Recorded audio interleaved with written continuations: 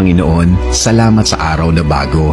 Sa araw na puno ulit ng pangako mo na mag-iiba ang lahat, na ang problemang nasa harap namin ay hindi na magtatagal. Salamat sa laging pag-aayos ng mga bagay para sa amin, na minsan, Panginoon, naghahanap kami ng inyong kilos o sagot sa aming mga prayers, na minsan kami ay nanghihina na sa mga bagay na nasa harapan namin.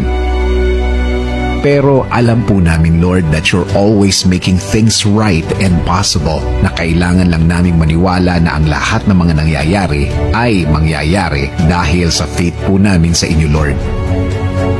Lord, ibinibigay po namin sa inyo ang araw na ito at mga araw na parating. Ang lahat ng aming mga worries na laging nasa isip namin ay isinusuko po namin sa inyo.